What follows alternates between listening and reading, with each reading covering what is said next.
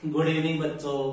देखो बच्चों, अपने टेस्ट सीरीज 2024 के अंतर्गत कल अपने पॉलिटिकल साइंस का चौथा टेस्ट हुआ था।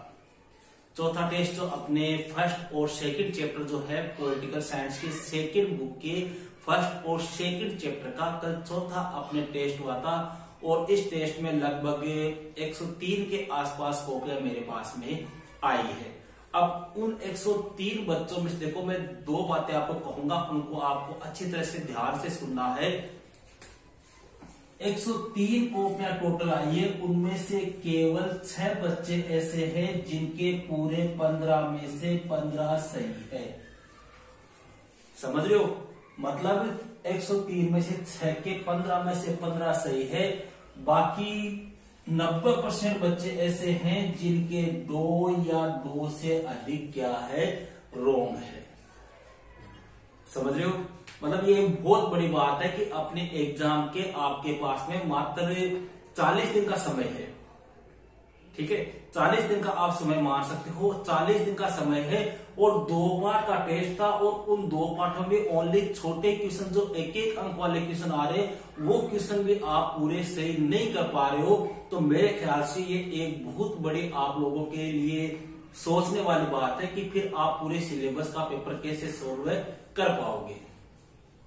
देखो भैया, यहाँ पर मैं ज्यादा समय खराब नहीं करूंगा, लेकिन कल हो सके जहां तक मैं एक वीडियो बनाने की कोशिश करूंगा, उस वीडियो को आप अच्छी तरह से देखना और उस वीडियो के अकॉर्डिंग अपनी तैयारी करना। क्योंकि इस प्रकार की जो आप तैयारी कर रहे हो, इस तैयारी को देखते हुए लगता नहीं कि आप 90 प्लस कर सकते हो। क्या वर्तमान जो कल टेस्ट हुआ था उस टेस्ट के आधार पर मैं कह रहा हूं।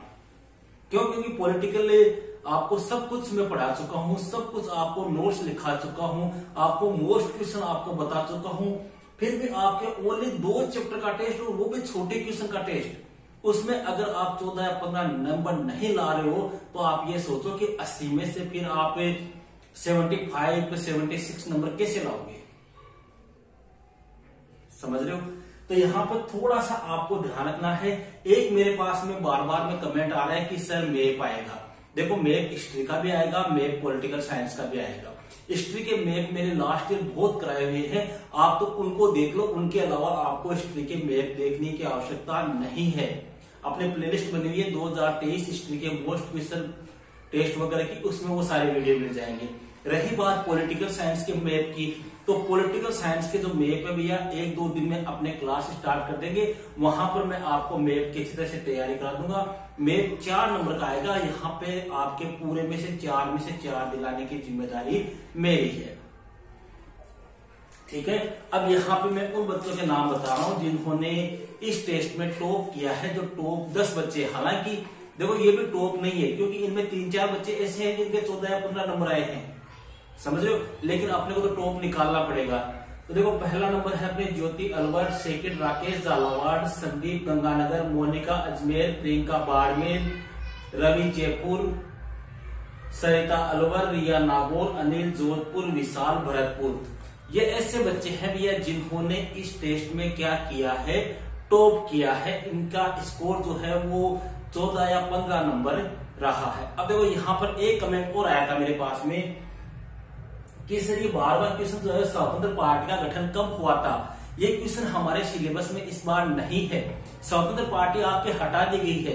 ये बात आपकी सही है भैया, सिलेबस नहीं है, मैं भी पढ़ा रहा हूं, मुझे पता है। लेकिन ये क्वेश्चन मैंने इसलिए दिया था क्योंकि अपने चैप्टर देखना भैया, चैप्टर बार बार स्वतंत्र पार्टी का नाम आएगा। स्वतंत्र पार्टी और जनसंघ पार्टी के मध्य तुलना कीजिए। ठीक है, इस प्रकार का। और ये क्वेश्चन जो है वो पूछा हुआ क्वेश्चन है। ये जहां पे मैं आपके टेस्ट ले रहा हूं, इनमें लगभग मैं ऐसे क्वेश्चन दे रहा हूं जो आपके पूछे हुए क्वेश्चन है। समझ लो? तो थोड़ा सा ये आपको ध्यान में रखना है। अब यहां पर अपने इस चैप्टर का मैं आपको सॉल्यूशन कराने जा रहा हूं। 1 मिनट, थोड़ा सा अपने आवाज आ रही है।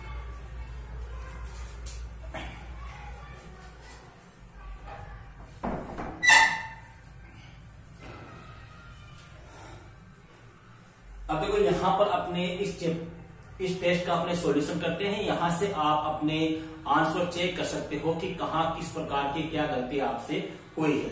देखो, पहला क्वेश्चन है भैया, प्रथम आम चुनाव में कांग्रेस पार्टी ने कुल कितनी सीटें जीती थी? 364। सेकंड है, भारत में चुनाव आयोग का गठन हुआ था 1950 में। कांग्रेस सोशलिस्ट पार्टी का गठन कब हुआ था? 1934 में। सन 2000 में किन राज्यों का गठन हुआ था भैया? झारखंड, छत्तीसगढ़, उत्तराखंड, तीनों का हुआ था। जिंदानामा की रचना किसने की थी भैया? जिंदानामा की रचना की थी फैज अहमद फैज ने।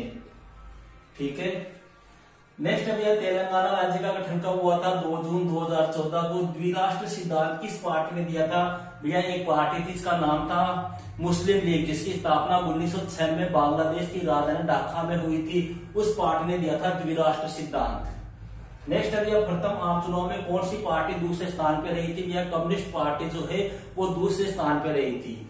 ठीक है, प्रथम संचार मंत्री कौन थे? रफी अहमद किदवई। स्वतंत्र भारत के प्रथम संचार मंत्री कौन थे? रफी अहमद किदवई। ये क्वेश्चन में बहुत का गलत हुआ है। हिंदू मुस्लिम एकता, देखो ये क्वेश्चन बहुत बच्चों ने गलत किया है। खान अब्दुल गफ्फार खान कर रहे हैं लगभग। हिंदू मुस्लिम एकता के प्रतिपादक के नाम से किन्हें जाना जाता है भैया? मौलाना अबुल कलाम आजाद। ये थे भैया अपने कौन? हिंदू मुस्लिम एकता के प्रतिपादक। किस पार्टी ने भारत और पाकिस्तान को एक करके अखंड भारत के निर्माण की बात कही थी भैया? वह पार्टी थी जनसंघ पार्टी। 90% बच्चे कर रहे कांग्रेस पार्टी। कांग्रेस पार्टी ने ऐसी बात ही नहीं की थी भैया, इसने कही थी जनसंघ पार्टी ने एक राष्ट्र एक संस्कृति एक देश का नारा दिया था। भारत और पाकिस्तान को मिला के एक अखंड भारत बनाने की बात कौन सी पार्टी कर रही है? जनसंघ पार्टी, श्यामा प्रसाद मुखर्जी वाली पार्टी। स्वतंत्र पार्टी का गठन कब हुआ? 1959 में हुआ था। चलो कोई ना, आप अगर इस क्वेश्चन को याद, मेरे ख्याल से देखो इस क्वेश्चन को याद रखना चाहिए क्योंकि ये क्वेश्चन जुड़ा हुआ है भैया। ठीक है, पार्टी के जो नेता थे उनका भी नाम अपने चैप्टर में बार बार आ रहा है, इसलिए थोड़ा सा इसको आपको ध्यान रखना है। हालांकि नहीं आएगा सिलेबस में, लेकिन फिर भी अगर बाय चांस 19-20 हो जाए तो थोड़ा सा अपने को ध्यान रखना है। किस पार्टी के शासन को परिपूर्ण तानाशाही की संज्ञा दी गई है? PRI भैया। ठीक है, कोई दिक्कत नहीं है, परिपूर्ण तानाशाही हो गई अपनी रिवोल्यूशनरी पार्टी को अपने बोलते हैं। कांग्रेस पार्टी को छाता संगठन किसने कहा था भैया? छाता संगठन कहा था पामर ने। ध्यान, और सराय की संज्ञा दी थी भीमराव अंबेडकर ने। अंतिम क्वेश्चन है भैया प्रथम आम चुनाव के समय भारत में राष्ट्रीय स्तर के दलों की संख्या। देखो कई बच्चे कमेंट कर रहे हैं कि सर ये 15वां क्वेश्चन है ना, ये 15वां क्वेश्चन हमारे है नहीं। ठीक है, देखो थोड़ा सा मैं आपको बता दूं, अगर आप जैसे मैं दूसरों की नहीं कहता, मैं खुद पढ़ाता हूं। जैसे मैंने ये चैप्टर पढ़ाया था, ठीक है, आपको जब ये चैप्टर यूट्यूब पे पढ़ाया था उस समय मैंने बताया भी था, क्योंकि पहले आम चुनाव आ गए, पहले आम चुनाव से रिलेटेड चीजें हैं ये एक दो चीजें, ये कोई ऐसे तो है नहीं कि आउट ऑफ सिलेबस हो गया, आउट ऑफ सिलेबस नहीं है, ये उससे रिलेटेड चीजें ये अपने को ध्यान रखनी पड़ेगी।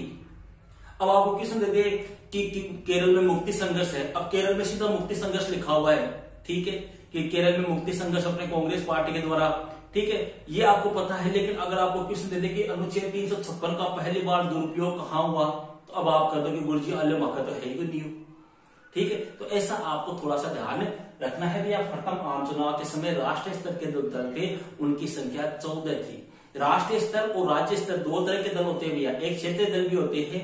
राष्ट्रीय स्तर के दल कौन से होते हैं? ऐसे दल जो संपूर्ण राष्ट्र में फैले होते हैं, समझ रहे हो, वह पार्टी जो संपूर्ण देश में फैली होती है वो होते हैं राष्ट्रीय स्तर के दल। जैसे अपने बीजेपी है, कांग्रेस है, ये किस प्रकार के दल है? राष्ट्रीय दल है, ठीक है। क्षेत्रीय दल या यशोरी राज्य दल कौन से होते हैं? राष्ट्रीय राज्य दल या आपने कहे कि प्रांतीय दल कौन से होते हैं? जो एक या दो प्रांत विशेष में होते हैं। क्षेत्रीय दल कौन से होते हैं? जो किसी क्षेत्र विशेष में पाए जाते हैं, ठीक है। तो ये थोड़ा सा आपको ध्यान रखना है।